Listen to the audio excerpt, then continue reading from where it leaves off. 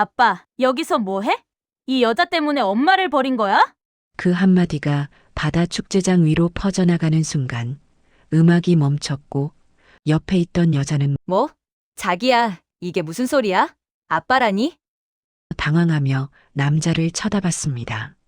수백 명의 시선이 한 남자에게 쏠렸습니다. 고급 수트를 차려입고 새 여자와 손을 잡고 서 있던 남자의 얼굴이 하얗게 질렸고 주변 사람들은 숨을 죽인 채 이 믿기 힘든 상황을 지켜보고 있었습니다. 모든 게 멈춘 그 순간 저는 사위가 모든 걸 저희 딸에게 떠넘기고 새로운 여자와 도망가 버린 그날을 떠올렸습니다. 이 모든 이야기는 3년 전 겨울 차가운 새벽 바다에서 시작되었습니다.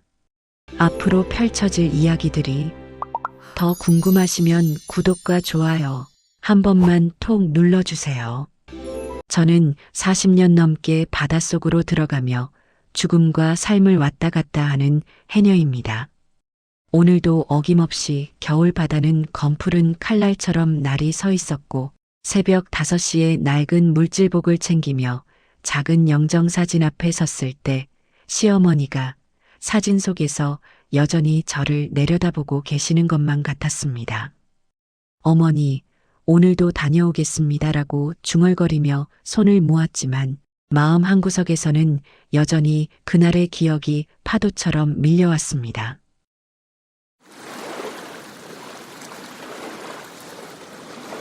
(40년) 전 그날 마지막 물질을 마치고 허겁지겁 병실로 달려갔을 때는 이미 늦어버렸고 시어머니 손 한 번 제대로 잡아들이지 못한 채 차가운 손등만 쓰다듬으며 죄송합니다. 어머니 너무 늦었죠.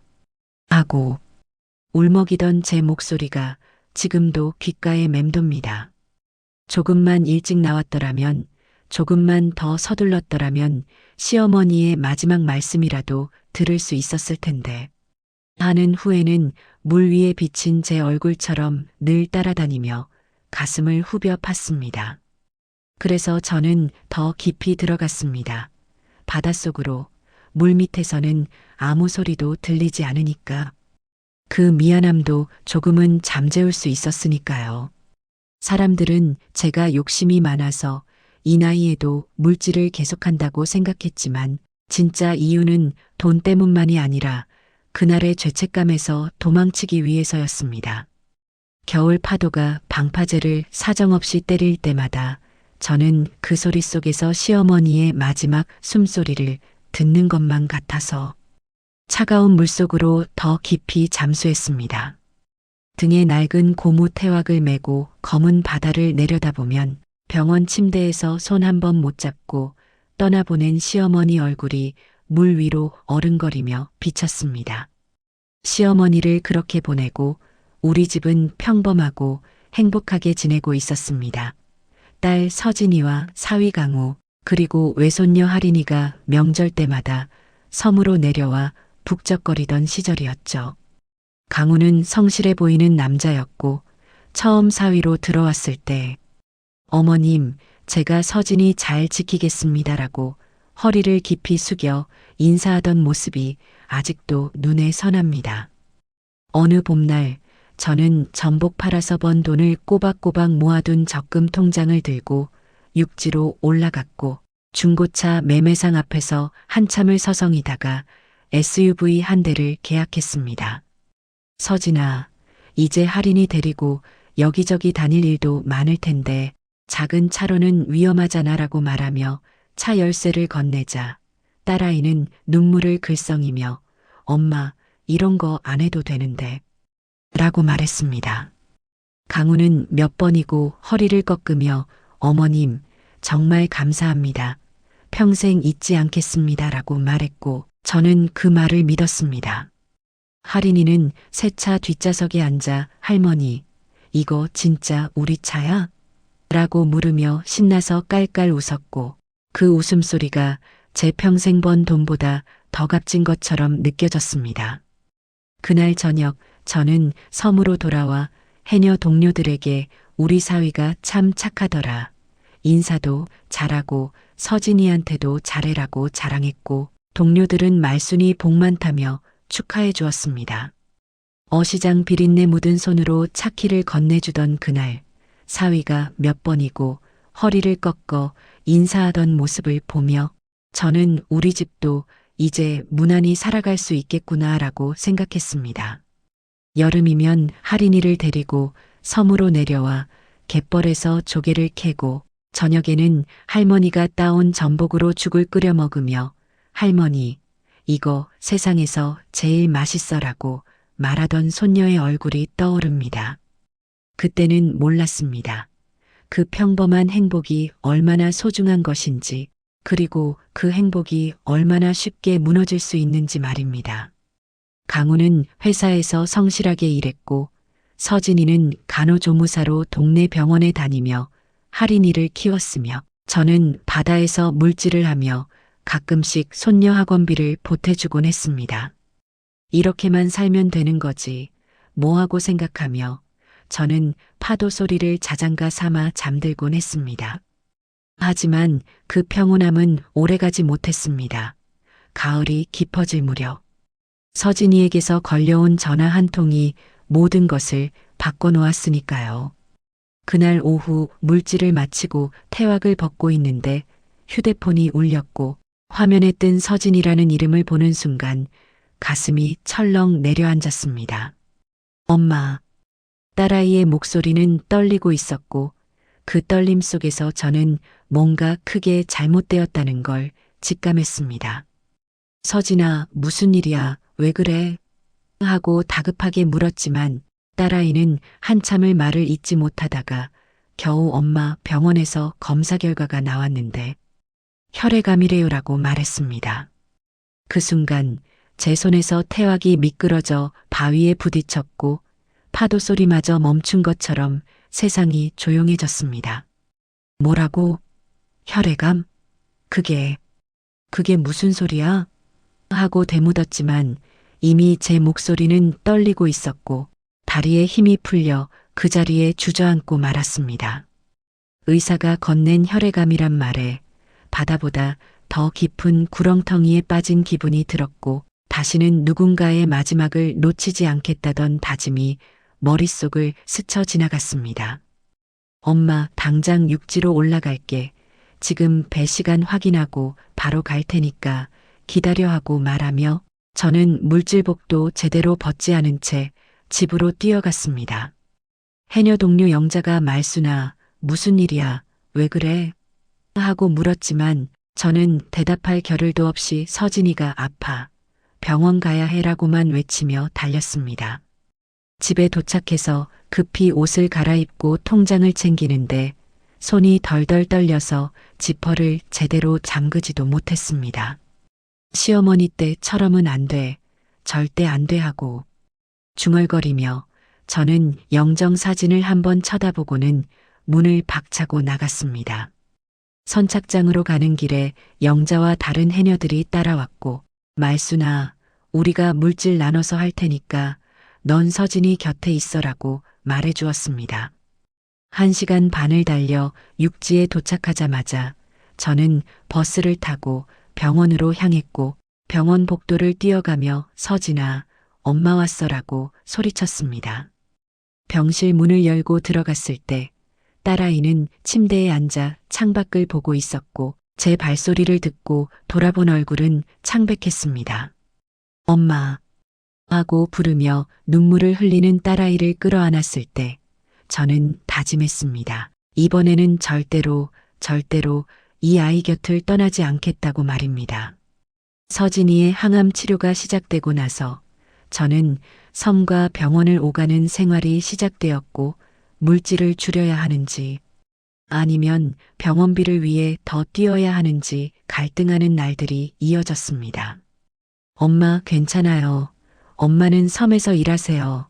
강우가 있잖아요. 하고 서진이는 말했지만 저는 딸아이 얼굴이 점점 창백해지는 걸 보며 섬으로 돌아갈 수가 없었습니다.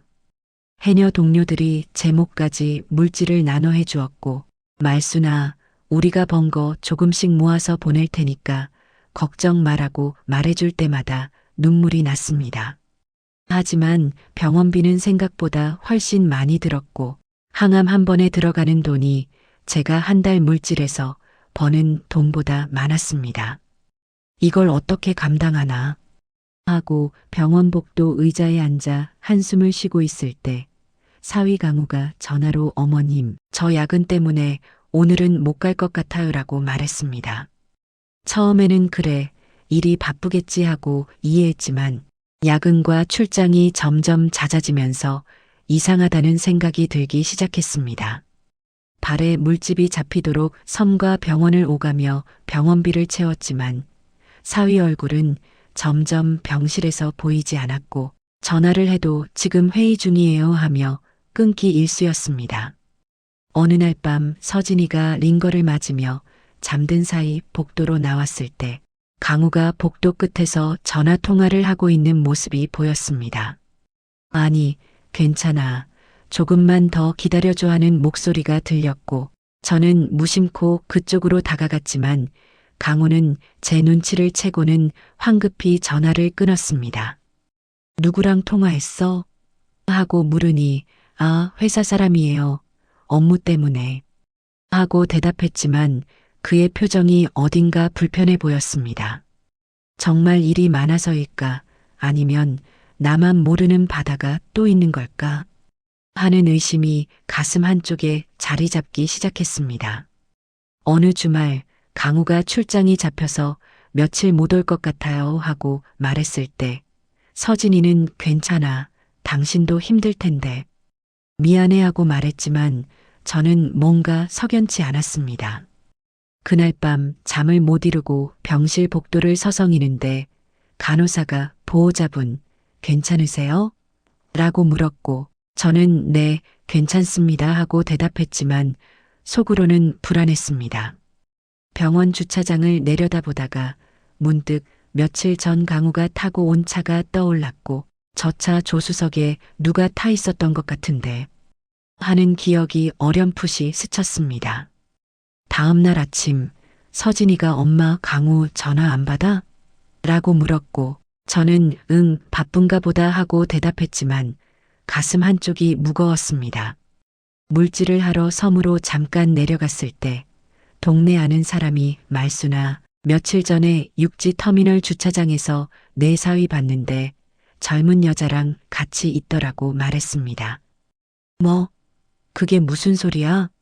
하고 되물었지만 그 사람은 내가 확실히 봤어. 차에도 같이 타고 있었어라고 말했습니다. 그날 밤 저는 잠을 이룰 수가 없었고 설마 그럴 리가 없어 하고 되뇌었지만 의심의 씨앗은 이미 마음속 깊이 뿌리를 내리고 있었습니다. 밤새 서진이 곁을 지키고 새벽에 잠깐 커피라도 마시러 나온 병원 주차장에서 저는 그들을 봤습니다. 강우가 검은색 SUV 조수석 문을 열어주고 있었고 그 안으로 들어가는 건 젊은 여자였으며 그녀는 운동복 차림에 긴 생머리를 휘날리며 웃고 있었습니다. 저게 뭐야? 하고 중얼거리며 저는 기둥 뒤에 몸을 숨겼고 두 사람이 차에 타서 떠나는 모습을 멍하니 지켜봤습니다. 손에 들고 있던 커피가 바닥에 떨어져 뜨거운 액체가 발등을 적셨지만 그 뜨거움조차 느껴지지 않았습니다. 출장이라고 했는데 출장은 무슨 저게 출장이야? 하고 속으로 되뇌며 저는 주차장 바닥에 주저앉고 말았습니다. 그날 오후 강우가 병실에 들어왔을 때 어머님, 저 왔습니다 하고 인사했지만 저는 그 얼굴을 똑바로 쳐다볼 수가 없었습니다. 어디 갔다 와? 하고 물으니 아, 회사 일 때문에 잠깐 나갔다 왔어요 하고 태연하게 대답하는 모습에 속이 뒤틀렸습니다. 며칠 뒤 강우가 화장실에 간 사이 침대 옆 테이블에 놓인 휴대폰에서 메시지 알림이 울렸고 저는 무심코 화면을 봤습니다. 오빠, 오늘 저녁에 봐요. 보고 싶어요 라는 문자가 떠 있었고 발신자 이름은 지은이었습니다. 손이 떨렸지만 저는 휴대폰을 들어 몇 개의 메시지를 더 확인했고 이제 곧 자유다. 그 여자 상태는 어때? 라는 대화가 눈에 들어왔습니다. 그 여자라니 서진이를 그렇게 부르다니 하고 중얼거리며 저는 휴대폰을 도로 내려놓았지만 손은 계속 떨렸습니다. 밤새 아이 곁을 지키고 나와본 병원 주차장에서 나는 그들을 봤고 그리고 폰 속 메시지를 읽으며 알았습니다. 우리 딸의 시간이 누군가에겐 자유였다는 걸 말입니다. 다음 날 아침 강우가 병실에 들어와 어머님, 저 오늘 중요한 회의가 있어서 일찍 가봐야 해요 하고 말았을 때 저는 그래, 가하고 짧게 대답했습니다. 어머님 괜찮으세요? 안색이 안 좋으신데 하고 물었지만 저는 괜찮아, 빨리 가봐 하고 말하며 눈길을 피했습니다.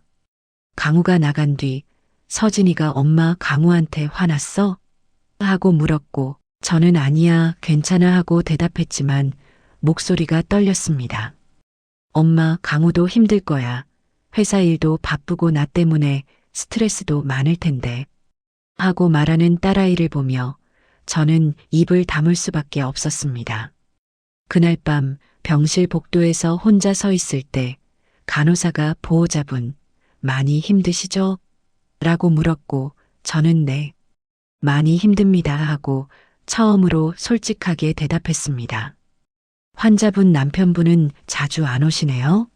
하고 간호사가 물었고 저는 바쁜가 봐요 하고 대답했지만 속으로는 바쁜 게 아니라 도망치는 거겠지 하고 생각했습니다. 창밖을 내다보며 저는 결심했습니다. 이 사실을 서진이에게 말해야 할지 아니면 딸아이 마음이라도 편하게 해주려면 모른 척해야 할지 고민하면서도 일단은 지켜보기로 했습니다. 하지만 가슴속에서는 분노가 끓어올랐고 저놈이 감히 하는 생각이 머릿속을 떠나지 않았습니다. 그런 와중에도 작은 희망이 하나 있었습니다. 바로 외손녀 하린이였습니다. 하린이는 엄마가 입원한 뒤로 주말마다 병원에 왔고 엄마 침대 옆에 앉아 학교에서 있었던 일들을 조잘조잘 이야기해 주곤 했습니다. 하린이는 엄마 나는 커서 의사 될 거야. 그럼 엄마 같은 사람들 다 낫게 해줄 거야 하고 말했습니다. 그 말을 들은 순간 저는 복도에서 눈물을 흘렸고 저 아이는 아직도 엄마가 나을 거라고 믿고 있구나 하고 생각하니 가슴이 미어졌습니다. 어느 주말 제가 하린이를 데리고 병원 정원을 산책하는데 아이가 할머니, 엄마는 나을 수 있는 거지? 라고 물었습니다. 그럼 당연하지. 엄마는 꼭 나으실 거야 하고 대답했지만 제 목소리는 떨렸고 하린이는 저를 올려다보며 할머니도 울어? 하고 물었습니다. 아니야, 바람이 불어서 그래 하고 얼버무렸지만 하린이는 제 손을 꼭 잡으며 할머니, 나는 진짜로 의사 될 거야. 그럼 엄마도 살릴 수 있을 거야 하고 말했습니다. 저는 조용히 울었고 이 아이만큼은 꼭 지켜내야 한다 하고 다짐했습니다. 봄이 오고 서진이의 검사 수치가 조금 좋아졌다는 소식에 우리는 잠시나마 안도의 숨을 내쉬었습니다. 어머님, 의사 선생님이 수치가 많이 안정됐대요. 이대로만 가면 퇴원도 할 수 있을 것 같대요 하고 서진이가 말했을 때 저는 처음으로 웃을 수 있었습니다. 그래, 그래야지. 우리 서진이 이제 집에 가는 거야 하고 말하며 딸아이 손을 꼭 잡았고 하린이는 엄마 집에 가면 내가 매일 밥 해줄게 하며 뛸듯이 기뻐했습니다. 그날 저녁 강우에게 전화를 걸어 서진이 상태가 좋아졌대 하고 말했더니 아, 네? 다행이네요 하고 건성으로 대답하는 목소리가 들렸습니다. 다행이긴 뭐가 다행이야. 당신 아내잖아 하고 속으로 생각했지만 딸아이 앞에서는 아무 말도 하지 않았습니다. 수치가 조금 좋아졌다는 말에 안도의 숨을 내쉬는 순간 강우는 여권을 챙기며 해외 지사로 발령이 났어요. 한 달 정도 나가 있어야 할 것 같아요 하고 말했습니다. 뭐? 지금 이 상황에 해외를 간다고? 하고 되물었지만 강우는 회사 명령이라 어쩔 수 없어요. 이것도 다 우리 가족 위해서잖아요. 하고 말했습니다. 서진이는 괜찮아. 당신 일 중요하잖아.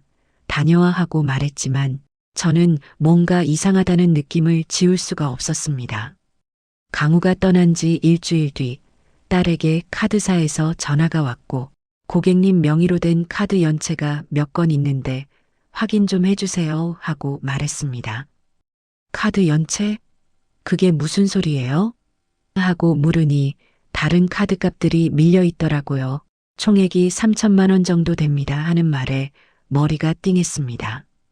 그날 밤 서진이 명의 통장과 카드 내역을 확인해 보니 모르는 헬스장 회원권, 고급 레스토랑 결제 내역, 명품 구매 기록들이 줄줄이 찍혀 있었습니다.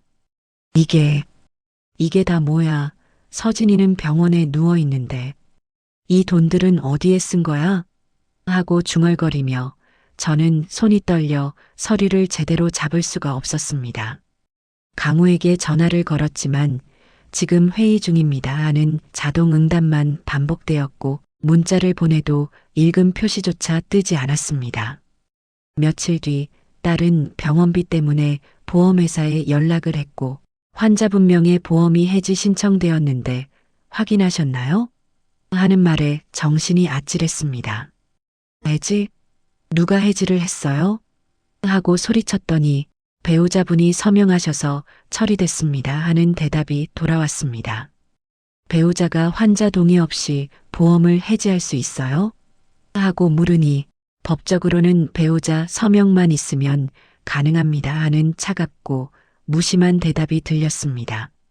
그 순간 모든 퍼즐이 맞춰졌습니다. 강우는 서진이가 죽기를 기다리고 있었고 보험금을 챙기고 빚을 서진이 명의로 몰아넣고 새 여자와 함께 도망칠 계획이었던 것입니다. 남겨진 건 빚과 서류 뭉치 그리고 딸의 거친 숨뿐이었고 저는 병실 복도에 주저앉아 이 인간이 감히 하고 중얼거렸습니다. 딸아이는 그날 밤 갑자기 열이 오르며 다시 악화되기 시작했습니다. 왜 그래, 서진아? 하고 간호사를 부르며 저는 딸아이 이마에 손을 얹었고 그 뜨거운 열기에 가슴이 철렁 내려앉았습니다. 의사 선생님이 염증 수치가 다시 올라갔습니다. 항암을 다시 시작해야 할 것 같습니다 하고 말했을 때 저는 무너졌습니다.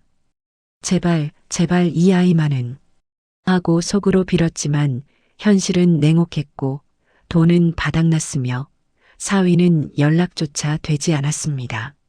서진이는 다시 시작된 항암 치료를 견디지 못했고 2달 뒤 이른 새벽에 제 품에서 조용히 눈을 감았습니다. 서진아, 일어나, 엄마 왔어 하고 불러도 대답이 없었고 딸아이의 손은 이미 차갑게 식어가고 있었습니다. 간호사들이 달려왔고 의사 선생님이 임종하셨습니다 하고 말했을 때 저는 비명을 지를 힘조차 없었습니다. 할인이가 할머니, 엄마 왜 안 일어나? 엄마한테 말 좀 해봐 하며 엄마 팔을 흔들었고 저는 아이를 끌어안으며 할인아, 엄마는 이제 아프지 않은 곳으로 가셨어 하고 떨리는 목소리로 말했습니다. 강우에게 마지막으로 전화를 걸었고 서진이가 갔다. 당장 들어와 하고 말했지만 전화는 끊어진 상태였고 문자도 읽지 않았습니다.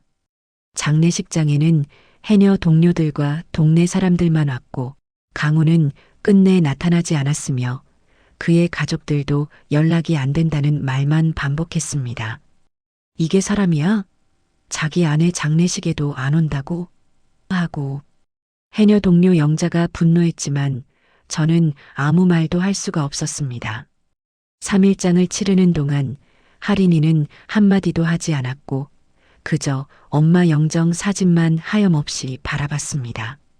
할인아, 밥 먹어야지 하고 말해도 고개를 저었고 할머니, 엄마 어디 갔어? 진짜로 안 오는 거야?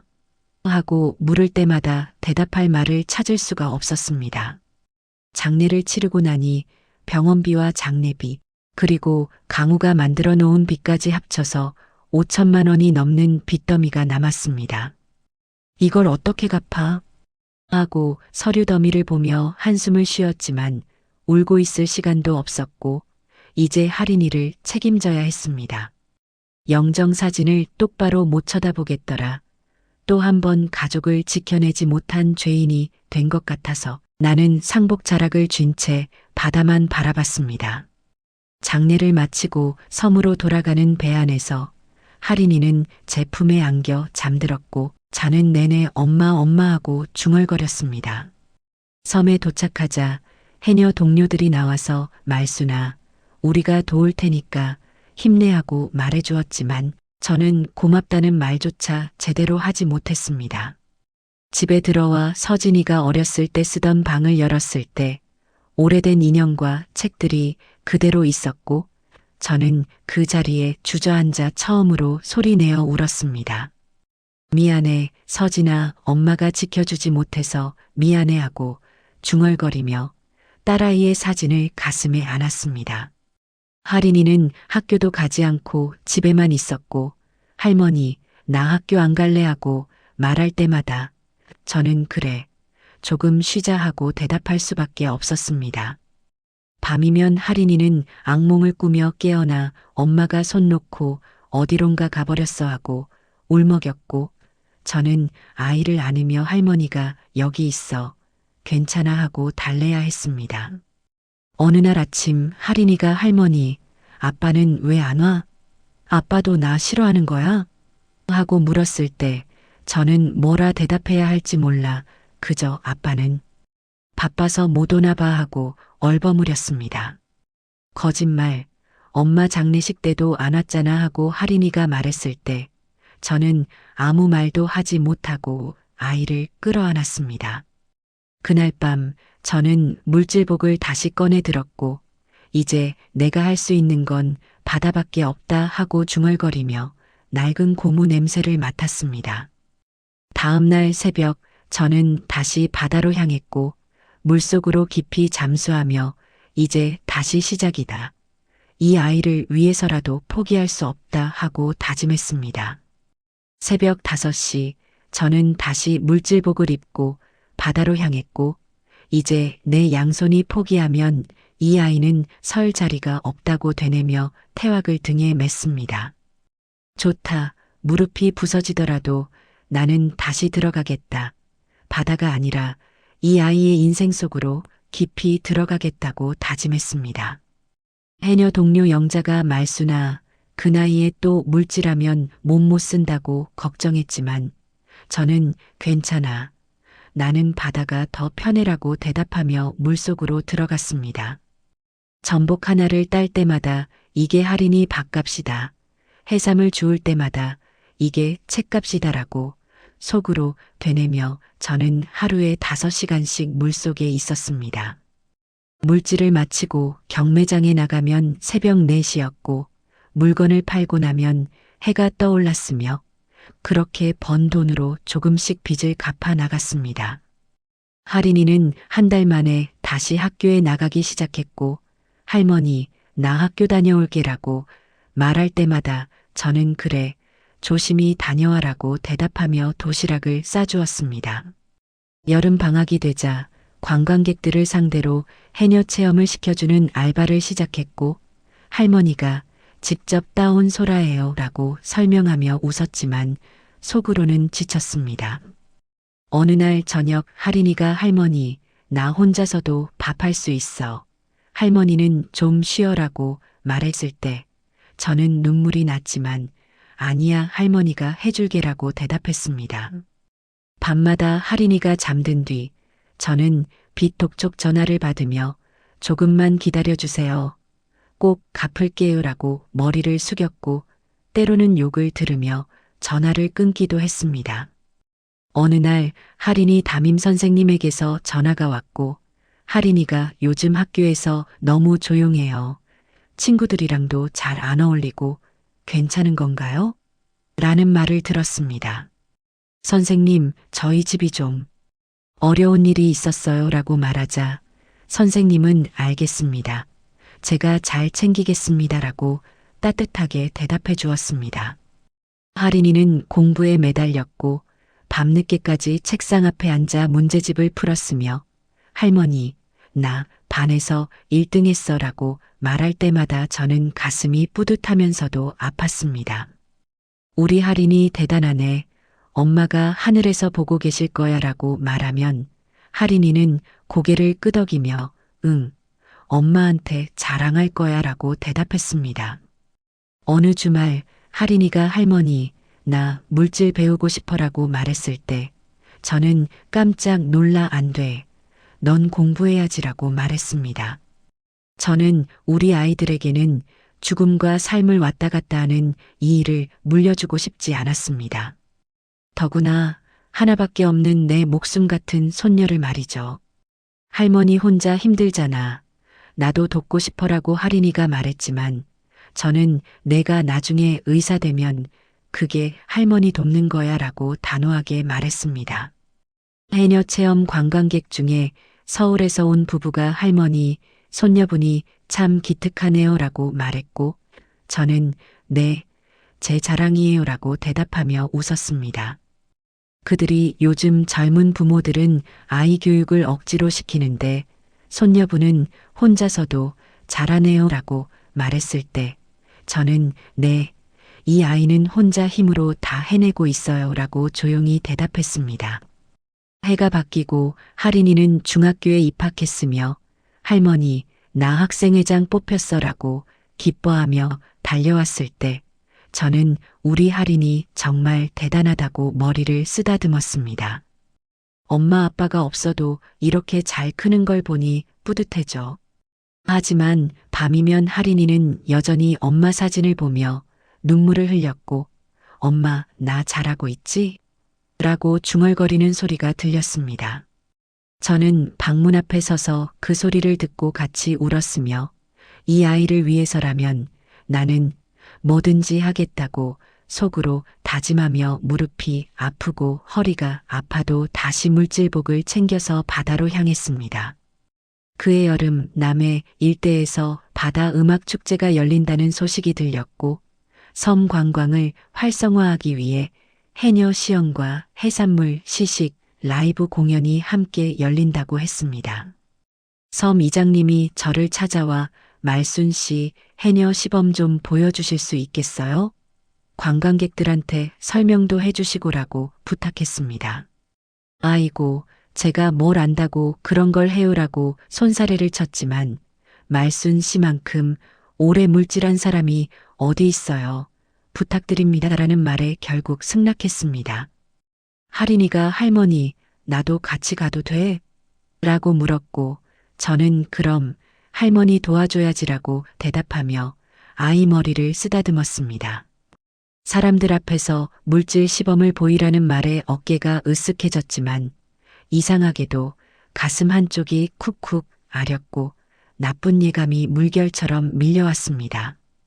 축제 당일 해안 가는 사람들로 북적였고 무대에서는 가수들이 노래를 부르고 있었으며 해녀 시연장 앞에는 이미 많은 관광객들이 모여 있었습니다. 와, 진짜 해녀다, 신기하다라고 아이들이 소리쳤고 저는 물질 도구를 하나씩 보여주며 이게 태왁이라고 물에 뜨는 부표예요라고 설명했습니다. 할인이는 제 옆에서 할머니는 40년 넘게 이 일을 하셨어요 라고 자랑스럽게 말했고 사람들은 박수를 쳐주었습니다. 물질 시범을 마치고 해산물 시식 코너로 이동했을 때 무대 옆 포토존에는 많은 사람들이 사진을 찍고 있었습니다. 바다를 사랑하는 사람들이라는 판넬 아래 고급 수트를 입은 중년 남자와 세련된 젊은 여자가 신혼부부 콘셉트로 사진을 찍고 있었고 주변에는 여자의 가족들로 보이는 사람들이 둘러서 있었습니다. 남자의 웃음소리가 들렸고 그 순간 저는 얼어붙었습니다. 그 목소리를 잊을 수가 없었으니까요. 저 사람, 설마, 라고 중얼거리며 천천히 다가갔고 남자의 옆모습이 보이는 순간 심장이 멎는 것 같았습니다. 사라졌던 사위 강우였고 그는 서울 본사 임원이라고 적힌 명찰을 달고 새 연인과 그녀의 가족들에게 이쪽은 제 와이프입니다라고 소개하고 있었습니다. 와이프? 저 인간이 감히? 라고 속으로 중얼거리며 저는 할인이의 손을 꼭 잡았지만 이미 늦었습니다. 할인이도 그를 발견했고 아이의 얼굴은 창백해졌으며 할머니, 저 사람, 이라고 떨리는 목소리로 말했습니다. 할인아, 우리 그냥 가자라고 말하며 아이를 다른 쪽으로 데려가려 했지만 할인이는 제 손을 뿌리치고 천천히 포토존 쪽으로 걸어갔습니다. 할인아, 안 돼. 라고 소리쳤지만 아이는 이미 사람들 사이를 헤치고 강우 앞으로 다가가고 있었습니다. 주변 사람들이요? 저 아이 왜 저래? 라고 수군거렸고 음악 소리가 점점 작아지는 것만 같았습니다. 할인이는 강우 바로 앞에 섰고 많은 사람들이 지켜보는 가운데 또박또박 말했습니다. 아빠 여기서 뭐해? 엄마 장례식 이후로는 처음 보네요. 그 순간 주변이 조용해졌고 노래가 멎었으며 포토존 근처에 있던 모든 사람들의 시선이 강우에게 쏠렸습니다. 순간 음악이 멈추고 강우의 얼굴이 하얗게 질렸고 옆에 서 있던 젊은 여자는 아빠, 뭐라고? 라며 당황한 표정으로 강우를 쳐다봤습니다. 자기야, 이게 무슨 소리야? 당신 아이 없다고 했잖아 라고 여자가 물었고 여자의 부모로 보이는 사람들도 강전무, 이게 어떻게 된 일입니까? 라고 따졌습니다. 강우는 아니, 이건 오해야, 저 애는. 이라고 말을 더듬었지만 할인이는 한 발짝 더 다가서며 또박또박 말했습니다. 오해가 아니에요. 저는 강우 씨의 딸 이하린이에요. 엄마는 3년 전에 혈액암으로 돌아가셨고 아빠는 엄마가 항암 받을 때 다른 여자랑 만나다가 해외 발령 핑계로 도망갔어요. 주변 사람들 사이에서 뭐, 진짜? 하는 웅성거림이 들렸고 누군가는 휴대폰을 꺼내 영상을 찍기 시작했습니다. 저는 할인이 뒤로 다가가 아이 어깨에 손을 얹었고 할인아, 이제 그만하자라고 말했지만 아이는 고개를 저었습니다. 할머니, 저는 이 사람에게 제대로 된 말을 한 번도 들어본 적이 없어요라고 할인이가 말했고 저는 더 이상 막을 수가 없었습니다. 할인이는 계속해서 말했습니다.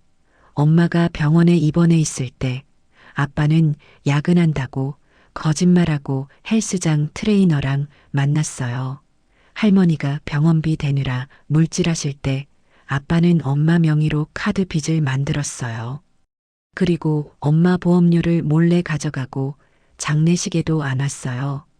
양육비도 한 푼 안 보냈고 저와 할머니는 섬으로 내려와 빚을 갚으며 살았어요.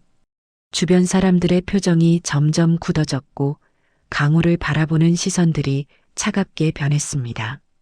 젊은 여자는 당신 사별했다고 했잖아. 아이도 없다고 했잖아 라며 강우의 팔을 뿌리쳤고 거짓말쟁이, 사기꾼, 이라고 소리쳤습니다. 여자의 아버지로 보이는 남자가 앞으로 나서며 강전무, 자네 이게 정말 사실인가? 라고 물었고 강우는 장인어른저 제가 나중에 다 설명하겠습니다라고 말했지만 목소리가 떨렸습니다. 저는 더 이상 숨기지 않기로 했고 앞으로 나서며 제가 이 아이 할머니입니다라고 또박또박 말했습니다. 축제 관계자가 마이크를 건네주었고 저는 떨리는 손으로 마이크를 잡으며 여러분 죄송합니다만 제 이야기를 들어주시겠습니까? 라고 말했습니다. 제 딸은 3년 전에 혈액암으로 세상을 떠났습니다. 항암 치료를 받는 동안 이 사람은 딸 곁을 지키지 않았고 젊은 여자와 만나며 우리 딸의 시간을 자유를 얻을 기회로 여겼습니다. 제 목소리는 떨렸지만 또렷했고 딸이 죽어가는 동안 이 사람은 딸 명의로 빚을 만들었고 보험금을 가지고 도망갔으며 장례식에도 오지 않았습니다. 그리고 지금 여기서 새로운 여자와 그녀의 가족들에게 자신을 자녀 없는 사별한 남성이라고 소개하고 있었습니다. 관객들 사이에서 야유와 탄식이 동시에 터져나왔고, 저런 인간이 어디 있어? 자기 아내 죽는데 도망가? 하는 소리들이 들렸습니다. 강우는 저도 힘들었어요.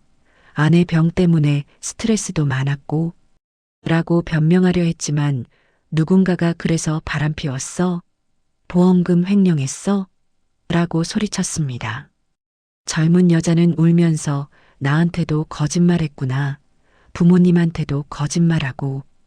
당신 최악이야 라며 자리를 박차고 일어났고, 여자의 부모들도 우리 딸한테 다시는 연락하지 마시오라고 말하며 떠났습니다.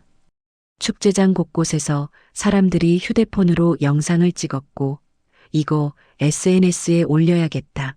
저런 인간은 알려져야 해 하는 소리들이 들렸습니다. 강우는 주변을 둘러보며 여러분, 오해입니다. 제 말 좀 들어보세요 라고 애원했지만 이미 아무도 그의 말을 들으려 하지 않았습니다. 저는 할인이를 끌어안으며 잘했어. 우리 할인이 정말 잘했어라고 속삭였고 아이는 제 품에서 처음으로 소리 내어 울었습니다. 할머니 나 잘한 거 맞지? 엄마한테 미안하지 않지? 라고 할인이가 물었고 저는 그럼 엄마가 하늘에서 박수치고 계실 거야 라고 대답했습니다.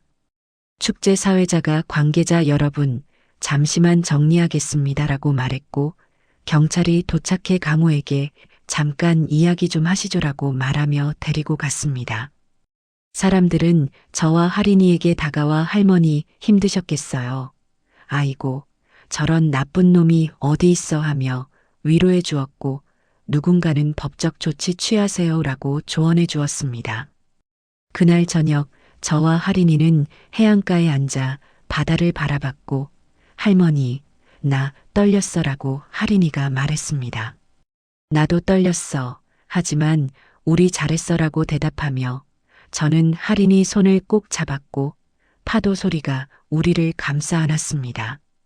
축제 이후 그날의 영상은 SNS를 통해 빠르게 퍼져나갔고 해녀 할머니와 손녀가 폭로한 사이코패스 남편이라는 제목으로 수많은 사람들에게 공유되었습니다. 강우가 다니던 회사에서도 연락이 왔고 개인 윤리 문제로 징계 절차가 진행될 예정이라는 통보를 받았다는 소식이 들렸습니다. 새 연인과 그녀의 가족들은 강우와의 모든 관계를 끊었고 결혼 이야기는 당연히 무산되었으며 강우는 혼자가 되었습니다. 해녀 동료 영자가 말수나 이제라도 법적으로 제대로 해야지. 양육비랑 보험금 문제 다 따져야 해라고 말했고 저는 고개를 끄덕였습니다. 섬 이장님이 무료 법률 상담을 연결해 주었고 법률구조공단 변호사님을 만나 그간의 사정을 낱낱이 털어놓았습니다. 할머니, 배우자가 환자 동의 없이 보험을 해지한 것, 명예 도용으로 빚을 만든 것, 양육비를 전혀 지급하지 않은 것, 이 모든 게 법적 문제가 됩니다라고 변호사님이 말했습니다. 그럼 우리가 받을 수 있는 게 있다는 말씀이신가요? 라고 물으니 당연합니다. 과거 양육비와 보험금 부당이득, 그리고 앞으로의 양육비 지급 명령을 받을 수 있습니다라고 대답했습니다. 서류를 준비하는 과정은 복잡했고 과거 병원 기록, 보험 해지 서류, 카드 사용 내역 등을 모두 제출해야 했지만 변호사님과 법률구조공단 직원들이 도와주었습니다. 할머니, 이거 시간이 좀 걸릴 수 있어요. 하지만 포기하지 마세요라고 변호사님이 격려해 주었고 저는 네, 끝까지 가보겠습니다라고 대답했습니다.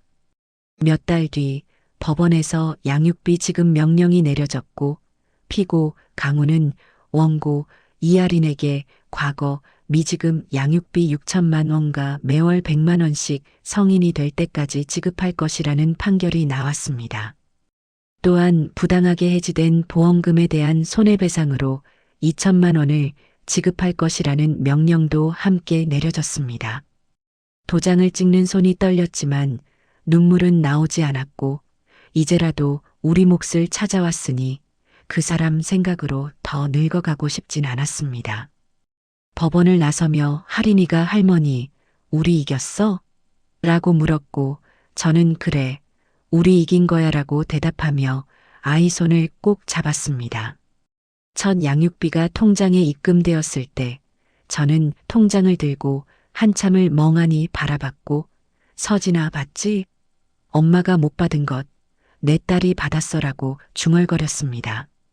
그 돈으로 가장 먼저 한 일은 할인이의 학원비를 미리 내는 것이었고 할인아, 이제 걱정하지 말고 공부해라고 말했습니다. 할머니, 고마워. 정말 고마워라고 할인이가 울먹이며 말했고 저는 뭐가 고마워. 당연한 거지라고 대답하며 웃었습니다. 해녀 동료들에게도 그간 빌렸던 돈을 갚을 수 있었고 말수나 됐어. 이거 안 받아도 되라고 손살에 치는 영자에게 아니야. 받아. 이건 내가 꼭 갚아야 하는 거야 라고 말하며 손에 쥐어주었습니다. 병원빚도 조금씩 정리되었고 독촉 전화가 오지 않는 밤이 이렇게 편안한 것인지 처음 알았습니다.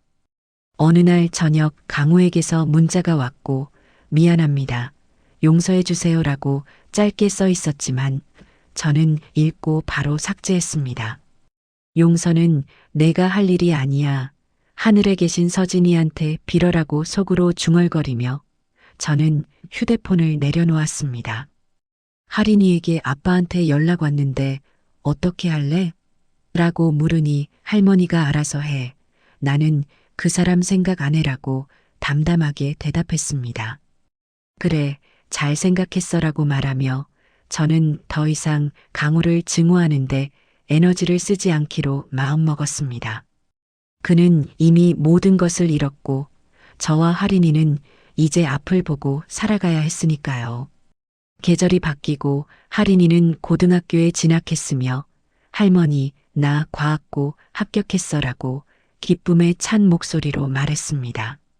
우리 할인이 정말 대단하다. 엄마가 하늘에서 얼마나 좋아하실까라고 말하며 저는 아이를 꼭 끌어안았습니다. 양육비 통장은 할인이 명의로 따로 만들어 두었고 이건 내 미래를 위한 거야. 의대 갈 때 쓰렴이라고 말했습니다. 저는 더 이상 빚에 쪼들리지 않았고 할인이는 꿈을 향해 달려갈 수 있었으며 그것만으로도 충분했습니다. 몇 년이 흐르고 저는 이제 깊은 물질은 그만두고 얕은 바다에서 초보 해녀들을 가르치는 일을 하게 되었습니다. 말순 선생님, 이렇게 숨 참는 거 맞아요? 라고 젊은 해녀가 물으면 그래, 천천히 내쉬면서 몸에 힘 빼야 해라고 가르쳐주며 저는 예전의 제 모습을 떠올렸습니다. 조용한 오전 바다에 떠있는 부표들을 바라보며 이제는 이 정도면 충분해라고 중얼거리곤 했습니다. 할인이는 의대 진학을 준비하는 고등학교 3학년이 되었고 여름마다 섬 보건소 봉사를 도우러 내려왔습니다. 할머니, 오늘 보건소에서 어르신들 혈압제 드렸어. 다들 할머니 이야기 많이 하시더라고 할인이가 말하면 그래. 우리 할인이 인기 많네라고 대답하며 웃었습니다. 어느 여름날 저녁 저와 할인이는 방파제를 함께 걸으며 파도 소리를 들었고 할머니, 나 서울대 의대 지원할 거야 라고 할인이가 말했습니다. 그래, 우리 할인이 꼭 붙을 거야. 엄마가 하늘에서 응원하고 계실 거야 라고 대답하며 저는 아이 어깨에 손을 얹었습니다. 할머니, 나 혈액 종양내과 전공할 거야. 엄마 같은 환자들 꼭 살릴 거야라고 할인이가 또렷하게 말했고 저는 고개를 끄덕이며 그래, 내가 해낼 수 있어라고 말했습니다. 방파제에 앉아 석양을 바라보며 할인이가 할머니, 그때 축제장에서 내가 아빠한테 말했을 때 무서웠어라고 고백했습니다. 나도 무서웠어. 하지만 내가 해야 할 일이었어. 그리고 넌 잘했어라고 대답하며 저는 할인이 손을 꼭 잡았습니다. 할머니, 고마워. 할머니 아니었으면 나 어떻게 됐을까라고 할인이가 말했고, 저는 뭐가 고마워. 우리 가족인데라고 대답했습니다. 해풍이 차갑게 볼을 스쳐도 이상하게 따뜻했고, 시어머니 영정이 떠올라 속삭였습니다. 어머니, 이번엔 제가 끝까지 지켰습니다. 이제 조금은 덜 미안합니다. 집으로 돌아오는 길에 할인이가 할머니, 내가 의사 되면 할머니 폐 검사 제일 먼저 해드릴 거야라고 말했고, 저는 그래. 할머니 오래오래 살아서 내가 의사 가운 입는 거 꼭 볼 거야라고 대답했습니다. 그날 밤 저는 서진이 영정 사진 앞에 앉아 서진아, 내 딸 잘 크고 있어. 내가 못다 이룬 꿈 할인이가 이룰 거야라고 중얼거렸습니다. 그 사람은 이제 우리 생각 안 해. 우리가 이겼어.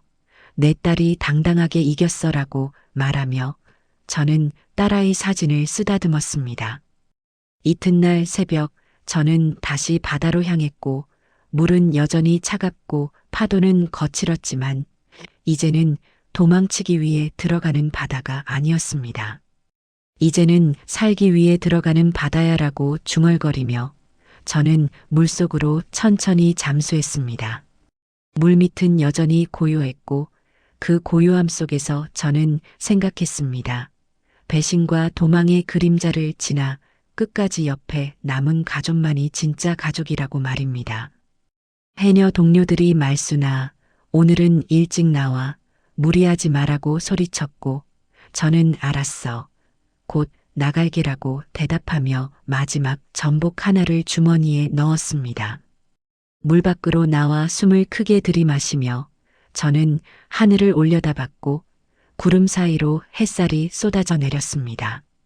서진아, 시어머니, 우리 잘 살고 있어요.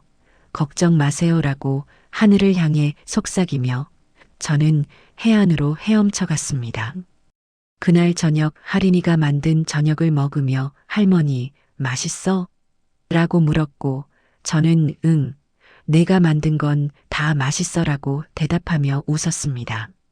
할머니, 나중에 내가 돈 많이 벌면 할머니 편하게 해드릴 거야라고 할인이가 말했고 저는 그럴 필요 없어.